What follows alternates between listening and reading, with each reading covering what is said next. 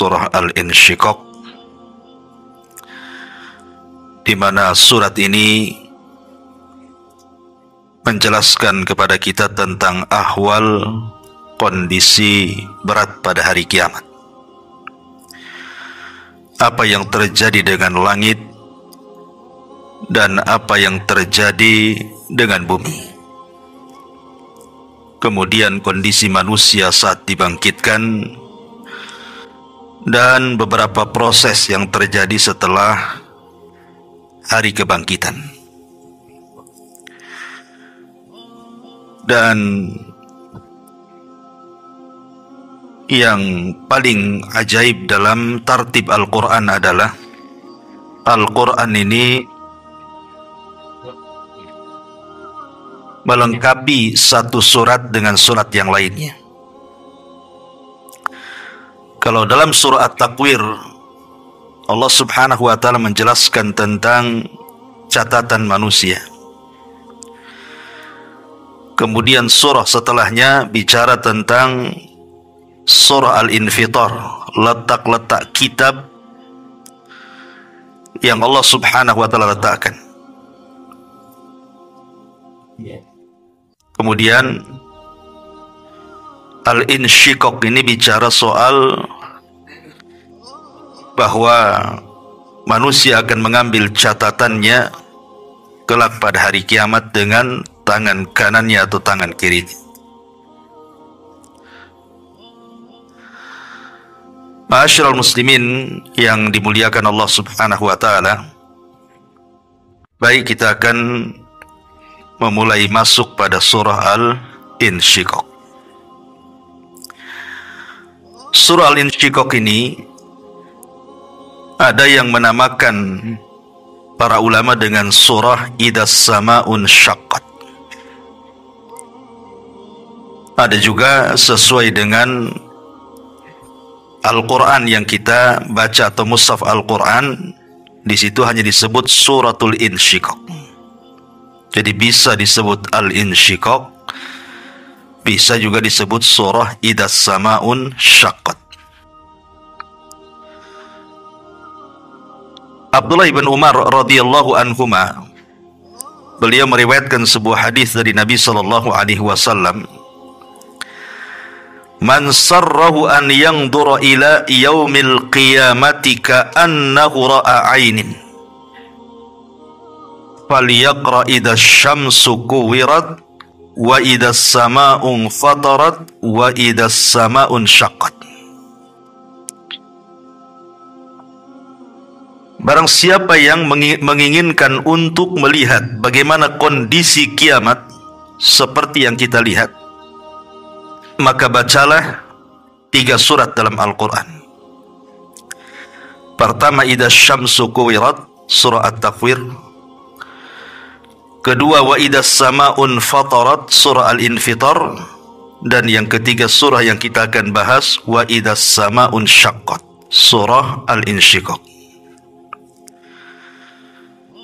Kemudian juga ada sebuah hadis dari Abi Rafi' radhiyallahu anhu, dia mengatakan, "Shallaitu ma'a Abi Hurairah al-atamata fa qara'a idas sama'un syaqqat fasajada.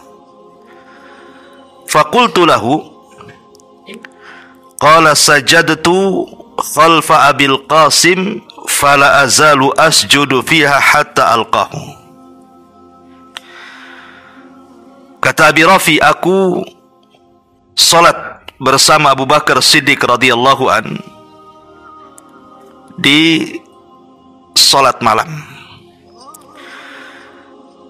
Maka ia membaca idas sama'un syaqqat, kemudian ia sujud.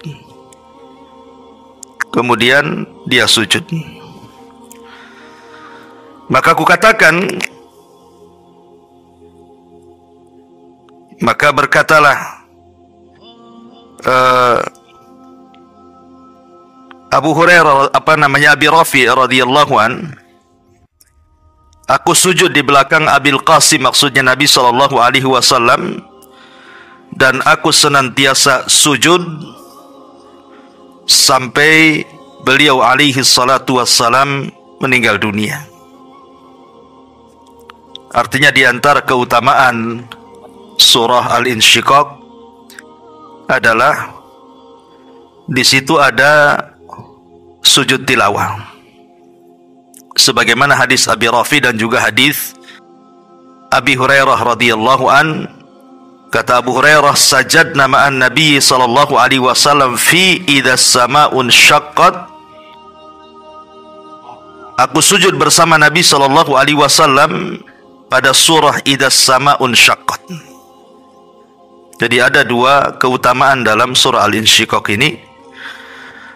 Pertama, gambaran tentang kiamat, sehingga kita punya pengetahuan tentang kiamat. Yang kedua, dalam surah Al-Insyiqaq itu ada sujud tilawah. Dan sujud tilawah ini adalah sujud yang paling dibenci oleh iblis. Karena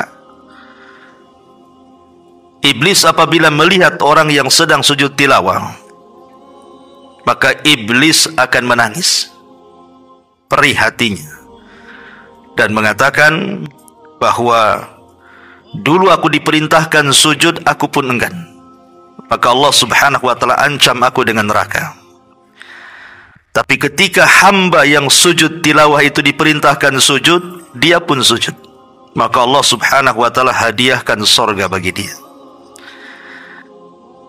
Ma'asyiral muslimin yang dimuliakan Allah subhanahu wa ta'ala, surah Al-Insyiqaq sendiri secara garis besar tadi saya sudah katakan lebih banyak bicara tentang hal ihwal hari kiamat. Baik, kita akan baca ayatnya baru kita jelaskan. A'udzubillahi minasyaitonirrajim. Bismillahirrahmanirrahim. Idzas sama'un syaqqat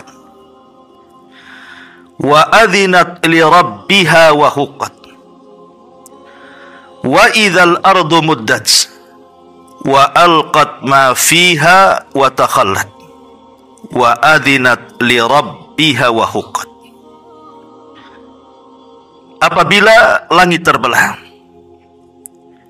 dan patuh kepada Rabbnya, dan sudah semestinya langit itu patuh kepada Rabbnya, dan apabila bumi diratakan dan memuntahkan apa yang ada di dalamnya serta mengosongkannya, dan bumi sangat patuh kepada Rabbnya, dan sudah semestinya bumi itu patuh kepada Rabbnya. Ma'asyiral muslimin wal muslimat rahimani wa rahimakumullah. Sedikit kita bicara muqaddimah sebelum kita masuk pada ayatnya.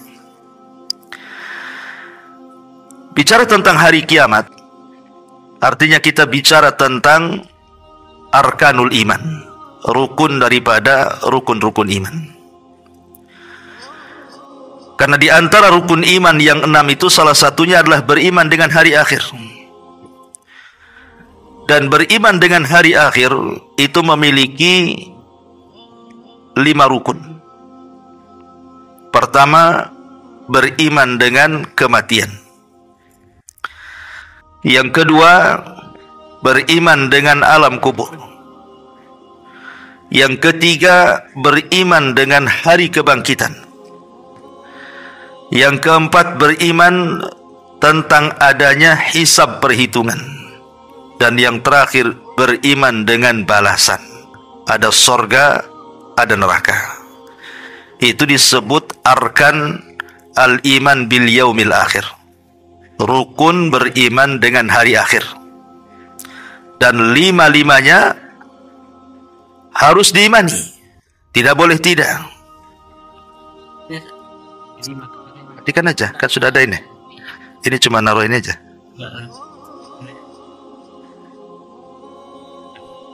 Taib. Masih juga tuh.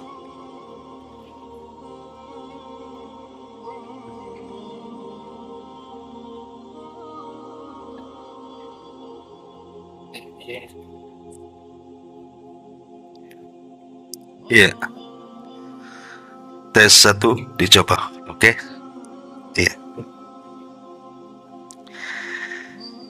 Jadi saya ulangi, dari 5 perkara tadi yang merupakan rukun beriman dengan hari akhir, maka kelima-limanya wajib kita imani. Pertama kematian, yang kedua alam kubur, yang ketiga kebangkitan, yang keempat perhitungan, dan yang terakhir balasan. Ma'asyiral muslimin yang dimuliakan Allah Subhanahu wa taala.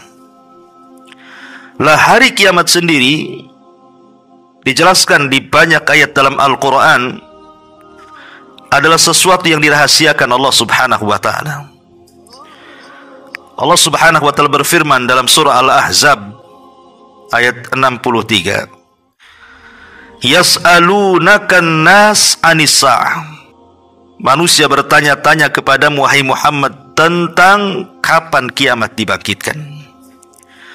Qul, katakan ya Muhammad, innama ilmuha indallah wa ma yudrika la'alla as-sa'ah takunu qariba.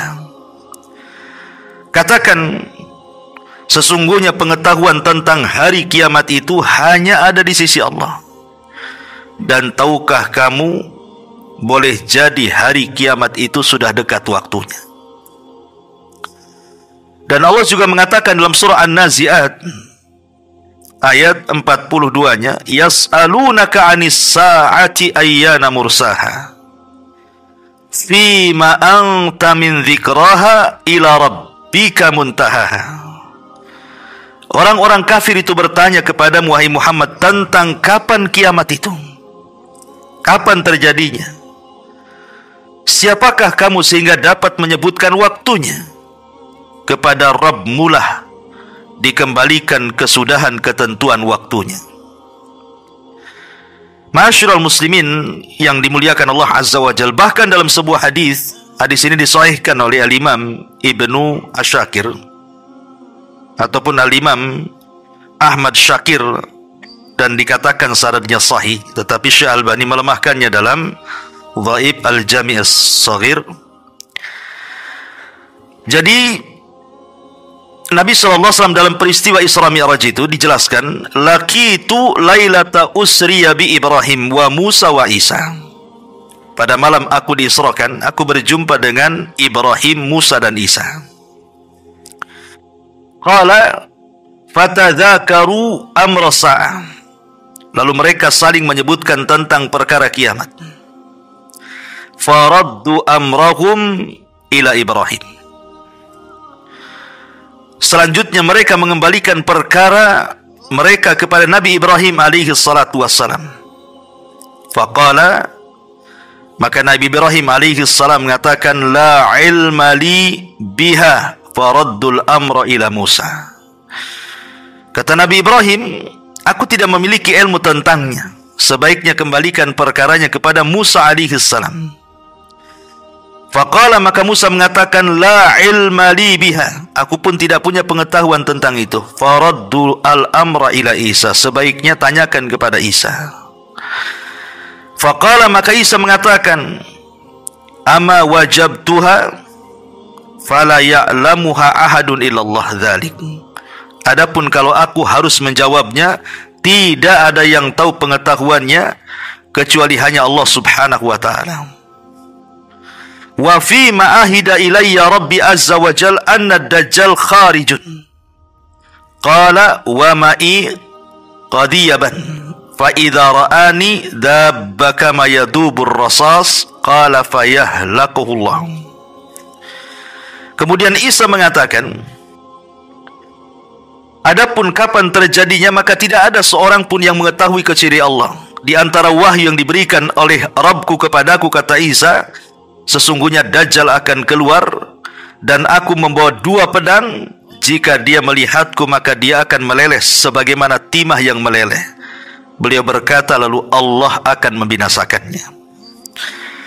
Artinya di sini para nabi tidak ada yang tahu kapan kiamat. Tidak Ibrahim, tidak Musa, tidak Isa. Tidak juga Nabi kita Muhammad sallallahu alaihi wasallam. Makanya ketika Jibril bertanya kepada Rasul tentang kapan kiamat, Rasul mengatakan, mal mas'ulu anha bi'a'lama minasail. Tidaklah orang yang ditanya lebih paham daripada orang yang bertanya. Maknanya Jibril pun tak tahu. Maka dari sini kita tahu bahwa kiamat itu kapan terjadi, wallahu alam. Bisa cepat, bisa lambat. Itu ilmunya kembali kepada Allah Subhanahu wa taala. Makanya kemudian ketika Nabi SAW disibukkan oleh banyak para sahabat yang bertanya soal kapan kiamat, maka pertanyaan Rasul tidak pernah menjawab waktunya.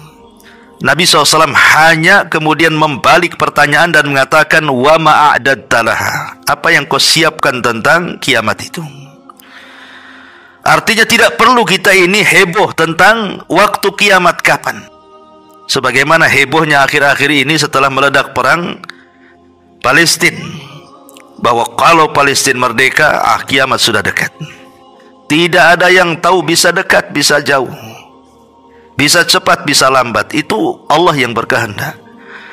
Karena di antara keadilan Allah Subhanahu wa taala, namanya kiamat itu kan diiringi dengan tanda-tanda. Ada tanda-tanda kecil yang setiap hari kita bisa saksikan, dan ada tanda-tanda besar, dan itu belum ada satupun yang muncul. Karena muqaddimah tanda-tanda kiamat besar itu dimulai dari munculnya Al-Mahdil Muntadhar, Imam Mahdi. Itu muqaddimahnya. Dan alamat yang pertama muncul adalah khurujud Dajjal, munculnya Dajjal. Kemudian sekarang diprediksi, ada yang mengatakan bahwa Al-Mahdi sudah ada di tengah-tengah kaum muslimin di Gaza katanya. Mahdi yang mana? Ya. Imam Mahdi itu tidak sekonyong-konyong kemudian ada di Gaza, tidak. Ada proses menjadi Al-Mahdi itu. Di antaranya dia harus dibaiat, terjadi pembaiatan di antara rukun di sekitar Ka'bah dulu kan. Kemudian ada penyerangan dari Syam dengan membawa bendera hitam, kemudian oleh Allah Azza wa Jal digempakan di Baida antara Mekah dan Madinah, kemudian mereka diperosokkan ke dalam bumi. Baru setelah itu kemudian Imam Mahdi pun menuju Palestina, kemudian membuat kekuatan kaum muslimin kekhilafahan akhir zaman di Baitul Maqdis. Artinya banyak tanda-tanda. Yang paling jelas adalah gempa di Baida. Tapi belum ada gempa karena memang belum ada pembaiatan kepada Al-Mahdi. Sehingga dari sini kita tahu bahwa sebagaimana kiamat itu juga perkara gaib, maka tanda-tanda kiamat besar pun perkara gaib. Tidak ada yang tahu kapan tanda-tanda itu muncul, sebagaimana tidak ada yang tahu kapan kiamat dibangkitkan. Tapi yang jelas bahwa dalam surah Al-Insyiqaq ini Allah Subhanahu wa taala menggambarkan dua perkara besar pada hari kiamat. Pertama kondisi langit, dan yang kedua kondisi bumi. Kita rinci satu-satu. Bagaimana kondisi langit? Ma'asyiral muslimin yang dimuliakan Allah Subhanahu wa taala, kalau kita lihat hari ini, kita bisa memandang ke langit sana, maka kita tahu bahwa langit itu belum terjadi apapun. Artinya masih baik-baik saja. Ada 4 perkara atau 5 perkara yang ingin saya jelaskan soal langit baru masuk pada pembahasan. Pertama, bahwa langit itu asal penciptaannya adalah dari dukhan. Dukhan itu artinya asap. Dan Allah Subhanahu wa taala berfirman, "Tsumma stawa ilas sama wa hiya dukhan. Faqala laha walil ardi tiya taw'an aw karhan qalata ataina ta'in." Dalam surah Fussilat ayat 11 Allah katakan, kemudian dia menuju kepada penciptaan langit. Dan langit ketika itu masih berupa asap. Dari sini menunjukkan bahwa bahan baku langit itu asap. Ya. Lalu dia berkata kepadanya dan juga kepada bumi, "Datanglah kamu keduanya menurut perintahku, dengan suka ataupun tidak suka." Maka langit dan bumi mengatakan di hadapan Allah, "Kami datang kepadamu ya Rabb dengan suka hati kami." Artinya langit diciptakan dan juga bumi adalah hamba yang senantiasa taat kepada Allah Azza wa Jalla. Perbedaan langit dan bumi dan perbedaan manusia. Ketika langit diperintahkan Allah Subhanahu wa taala i'tina, atau di sini Allah mengatakan i'tiya tau'an au karha. Ketika langit dikatakan i'tiya tau'an au karha, datanglah kepada aku suka ataupun tidak, maka langit secara otomatis mengatakan ataina ta'in, kami taat kepadamu ya Rabb. Artinya langit dan bumi kalau diperintahkan Allah itu langsung mengatakan sami'na wa ata'na.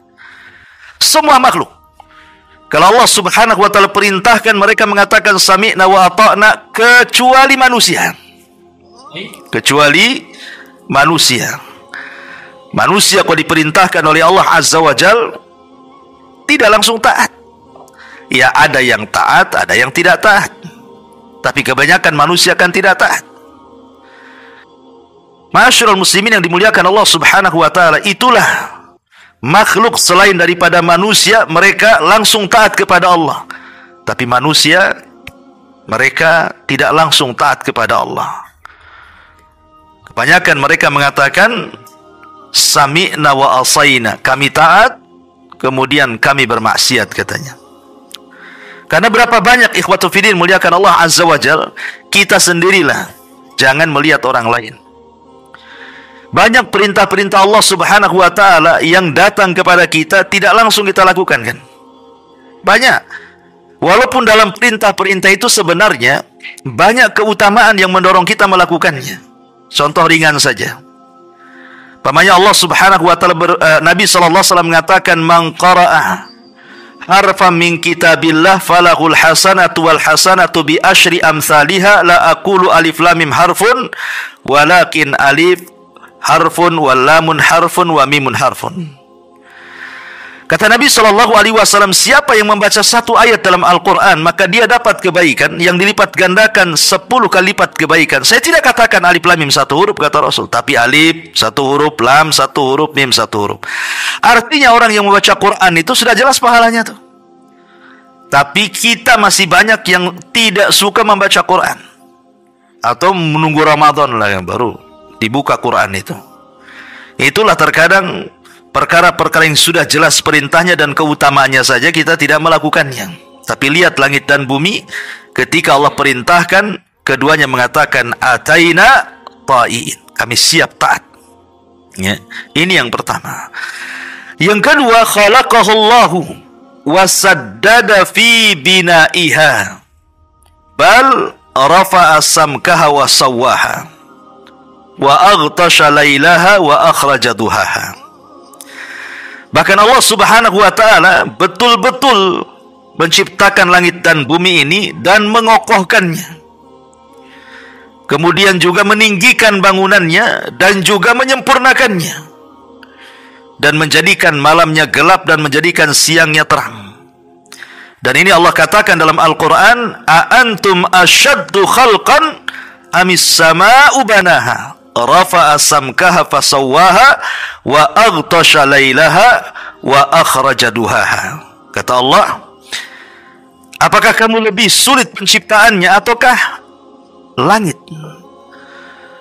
Allah telah membinanya, meninggikan bangunannya, lalu menyempurnakannya, dan dia menjadikan malam gelap gulita dan menjadikan siang terang benderang.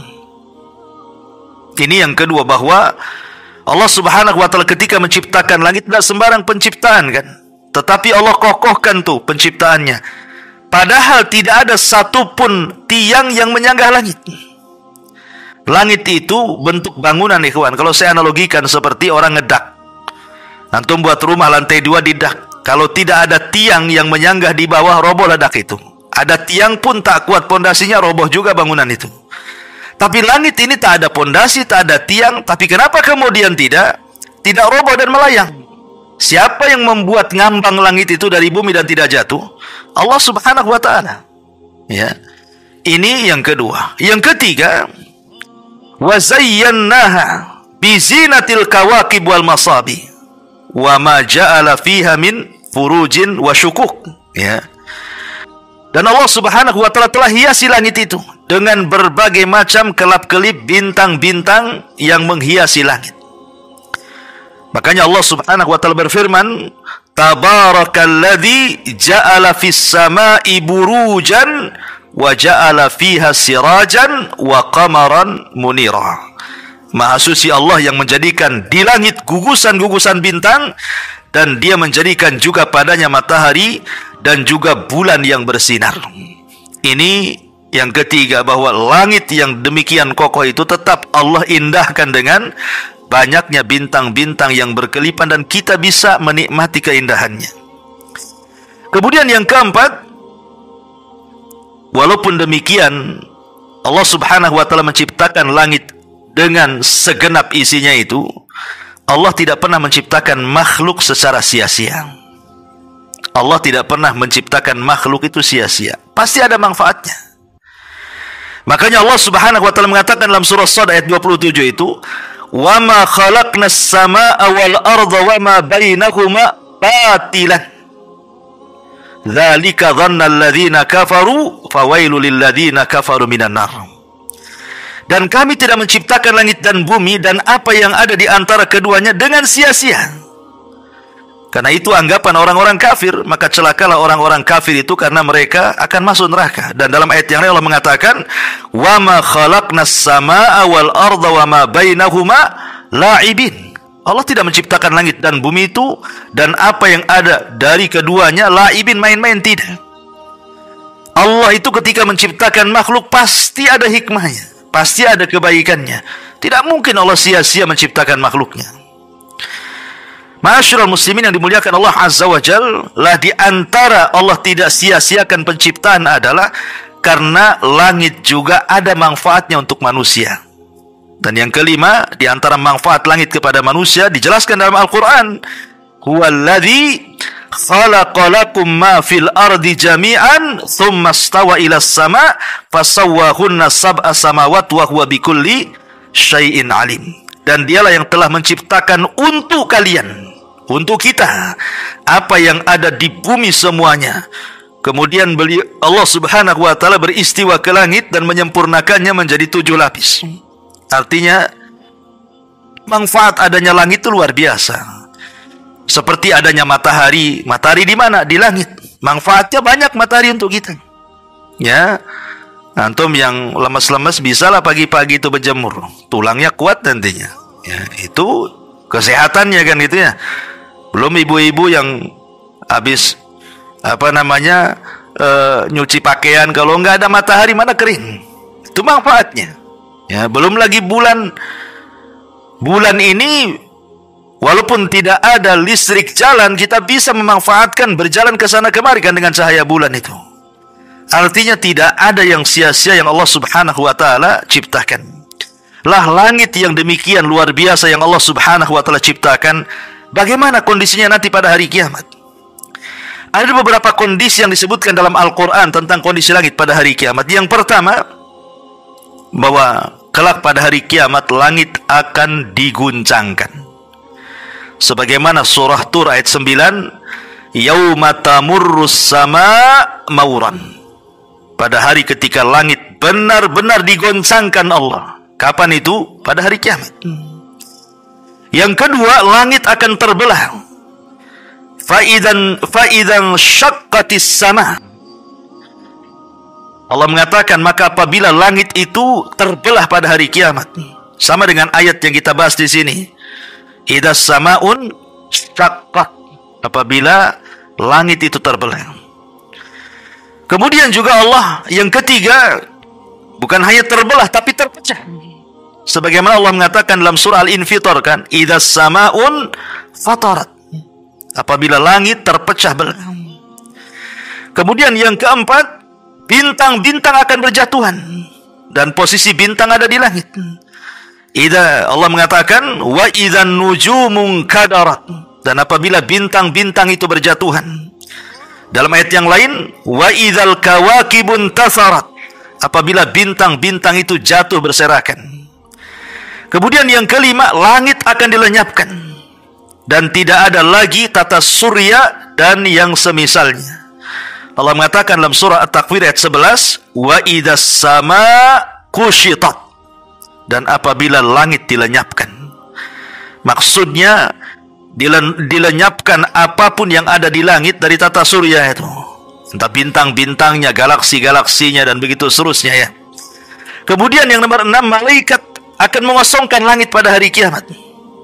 Dan itu Allah Subhanahu wa taala katakan, wa yauma tashaqqaqus sama bil ghamam wa nuzzilal malaikatu tanzila. Surah Al-Furqan ayat 25 Allah katakan, ingatlah hari ketika langit pecah mengeluarkan kabut putih dan malaikat diturunkan secara bergelombang-gelombang. Kemudian yang nomor 7, setelah malaikat sudah tidak ada di langit lagi, apa yang terjadi? Mempengaruhi langit, karena selama ini yang menjaga langit itu siapa? Malaikat. Kalau sudah tidak ada malaikat dalam langit, masalah langit itu. Makanya kemudian ketika malaikat mengosongkan langit, terjadilah banyak cahaya macam-macam. Allah Subhanahu wa taala mengatakan, fakanat wardatan kaddihan.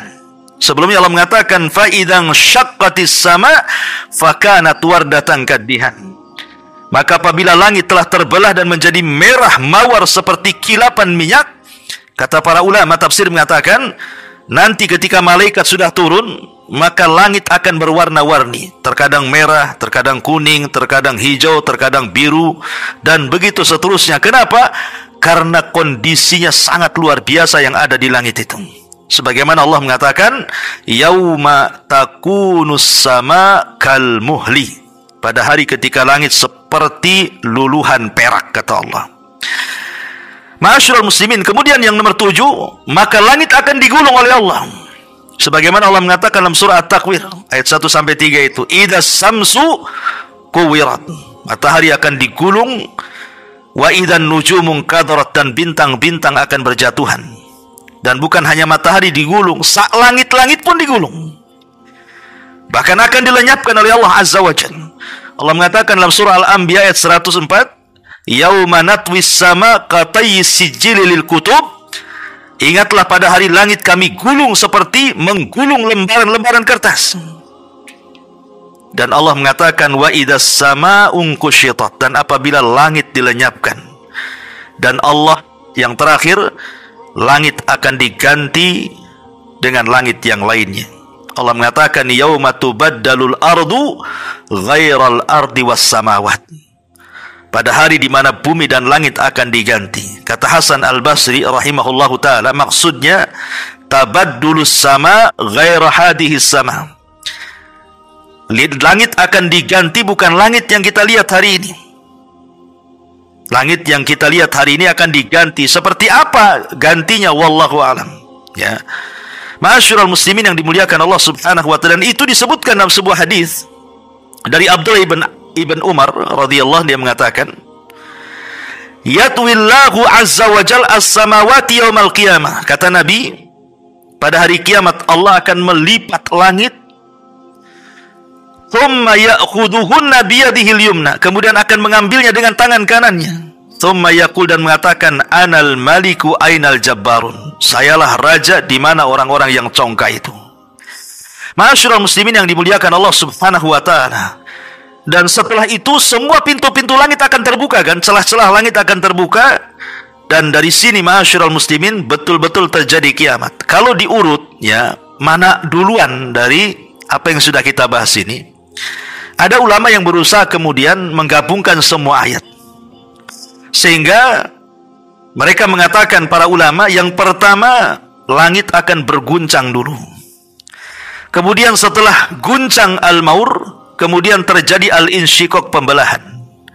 Setelah terjadi pembelahan, terjadilah al-infitar, pecah langit itu.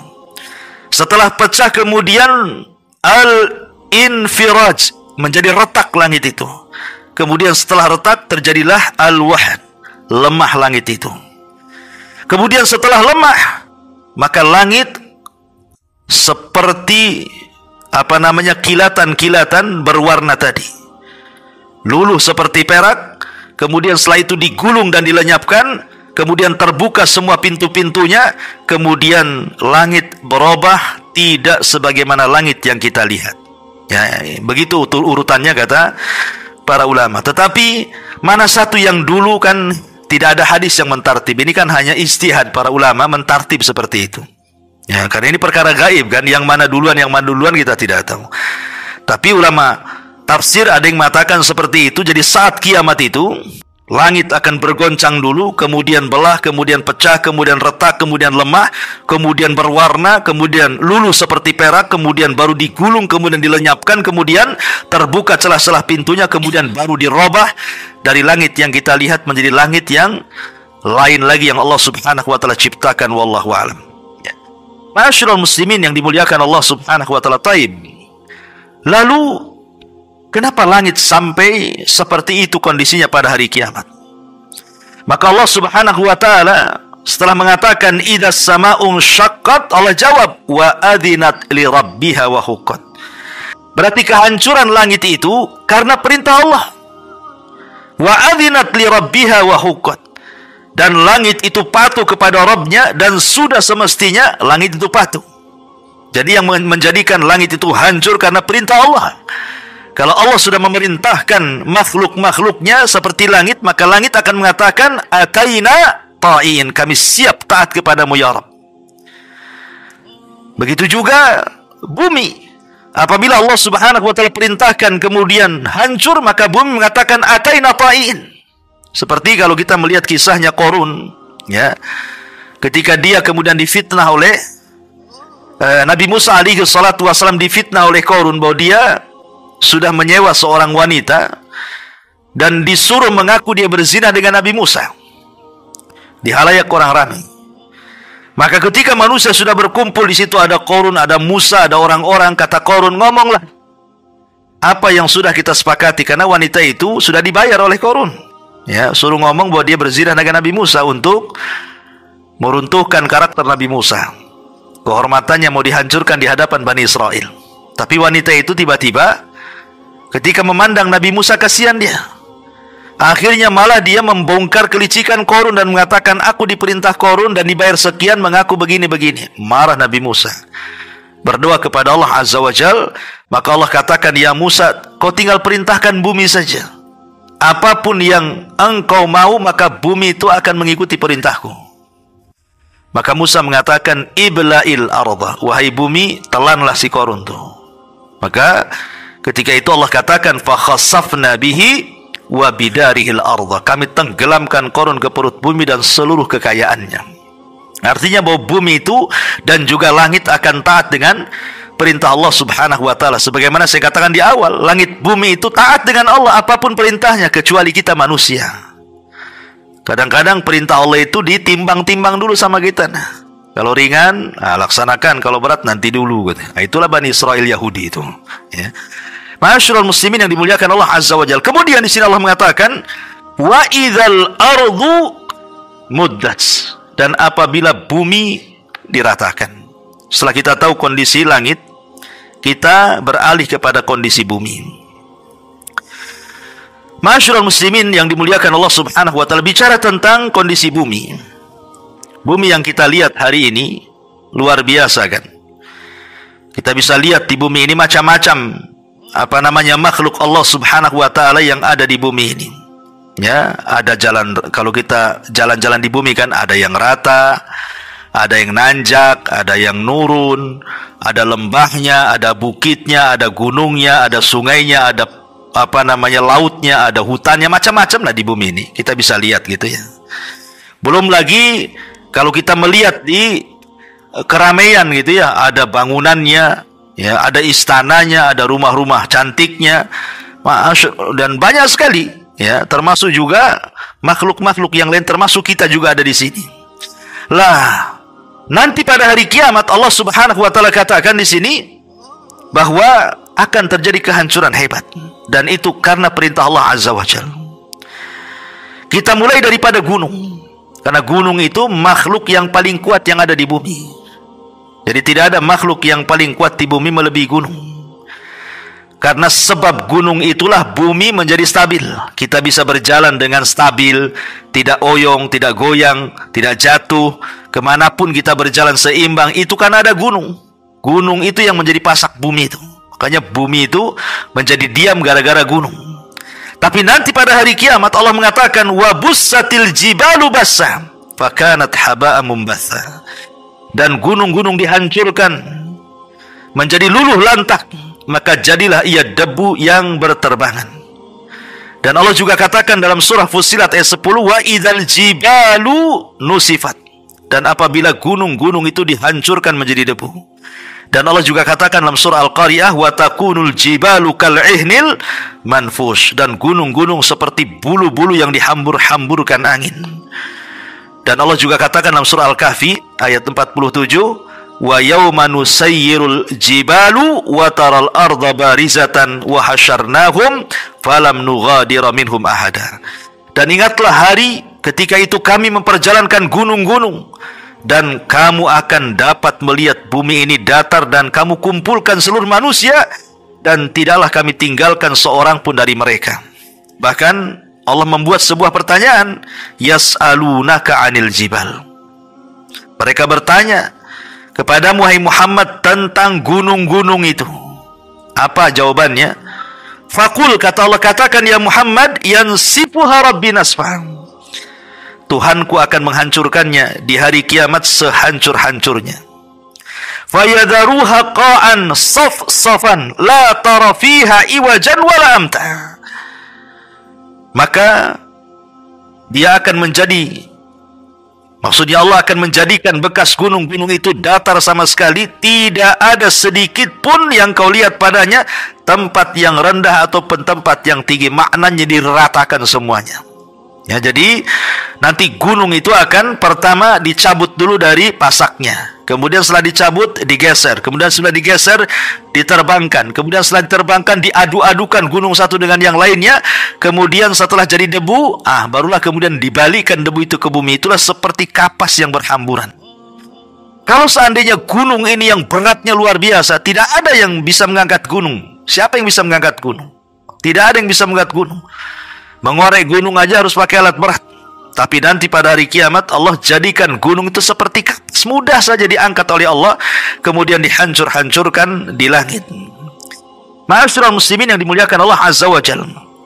Lah kita tahu bahwa di dalam ayat yang lain Allah mengatakan kalla idza zukkatil ardu zakkan zakkan. Sekali-kali jangan seperti itu apabila bumi itu digempakan dengan gempa yang dahsyat. Kenapa terjadi gempa coba? Saya katakan tadi karena tidak ada gunung lagi.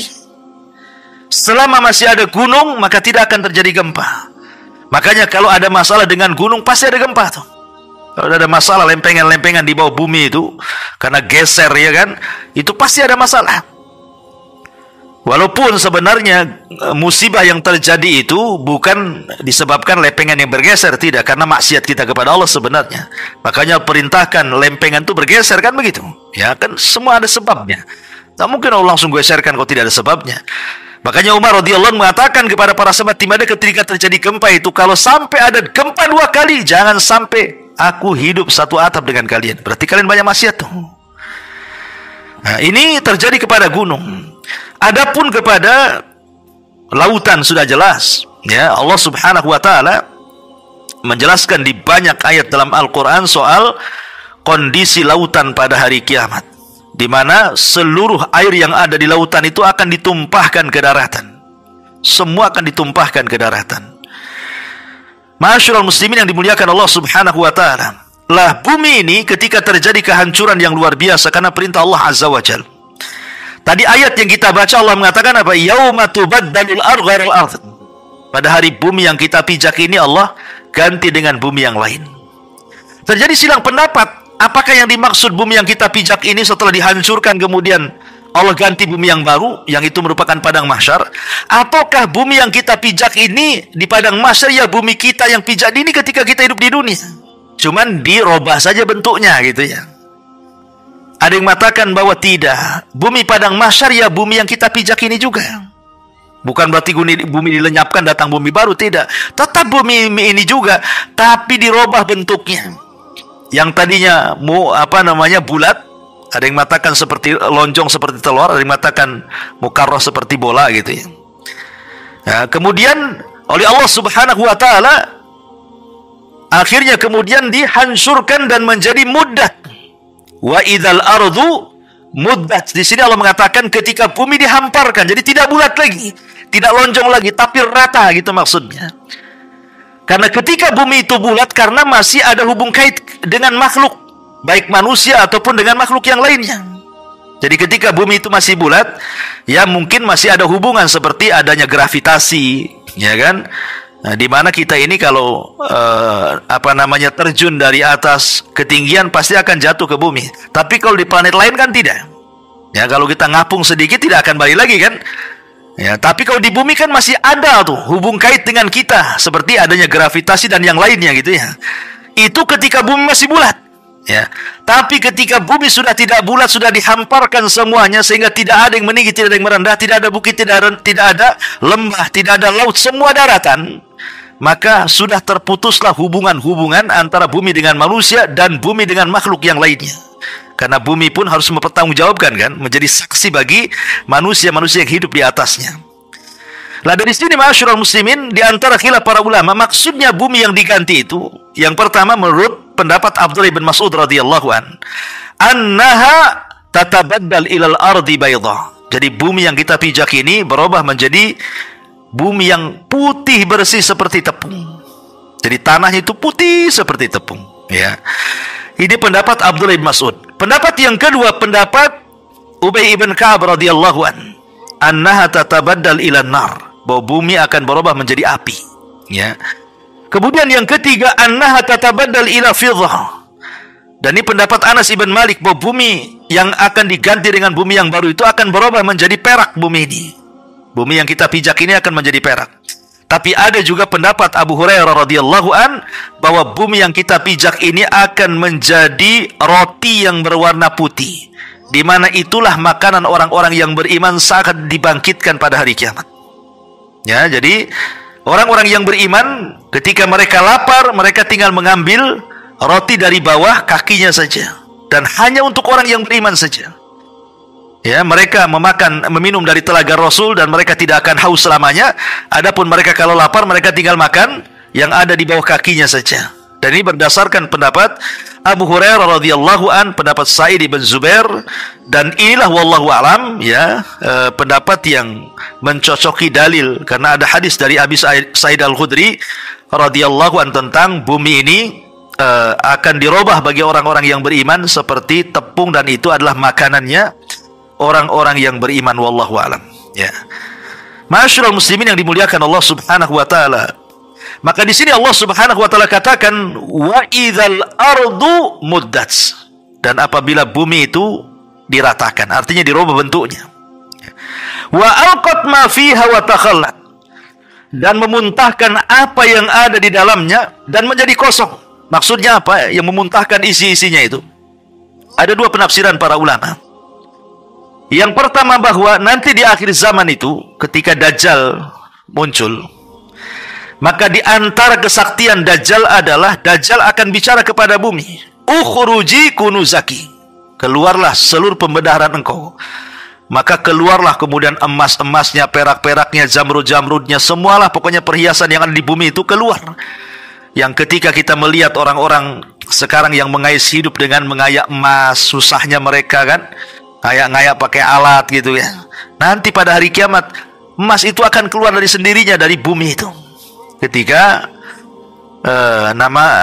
munculnya Dajjal.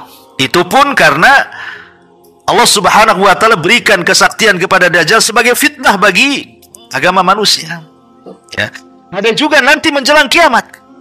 Menjelang kiamat itu bumi itu akan mengeluarkan seluruh pembendaharaannya. Emasnya, peraknya, dan seluruh pembendaharaannya, tapi tidak ada manusia yang mengambilnya. Buat apa diambil? Karena sudah menjelang kiamat, nggak ada manfaatnya kan gitu ya. Ini satu penafsiran. Penafsiran yang kedua, maksudnya Allah akan mengosongkan bumi itu. Apa yang dikosongkan? Maksudnya jasad-jasad manusia. Jasad-jasad manusia yang ada di perut bumi itu akan dikeluarkan ke permukaan. Dan ini pendapat yang kuat karena berdasarkan ayat yang lain, idza zulzilatil ardu zilzalaha wa akhrajatil ardu athqalaha. Dan kami keluarkan beban-beban isi bumi sebagaimana ayat ini, ya. Wa idzal ardu muddat wa alqat ma fiha wa takhallat. Dan kami lemparkan isi-isi perut bumi ke permukaan. Maksudnya jasad-jasad yang ada di bumi itu. Kapan itu? saat tiupan sangkakala yang kedua. Saat tiupan sangkakala yang kedua. Dan di sini prosesnya disebutkan dalam hadis Nabi Shallallahu Alaihi Wasallam tentang hal itu adalah hadis Nabi Shallallahu Alaihi Wasallam yang disebutkan bahwa nanti pada hari kiamat, kata para ulama, sebagaimana disebutkan dalam Musnad Imam Ahmad, akan terjadi tiupan sangkakala yang kedua. Sangkakala yang kedua. Maka apa yang terjadi? Maka akan terjadi hujan dari langit. Kemudian hujan ini yunzilullahu mataran, akan Allah turunkan hujan oleh Allah Azza wa Jalla, ka'annahu dzul syakkarawi.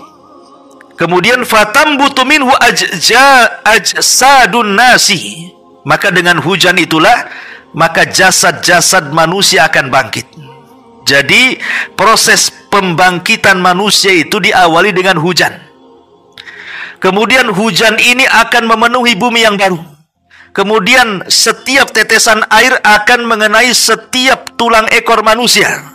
Karena manusia dibangkitkan dari tulang ekornya. Maka tulang ekor itulah tiba-tiba entah dari mana tulang datang, daging datang, kulit datang, akhirnya jadilah manusia. Dan itu masih dalam bumi itu.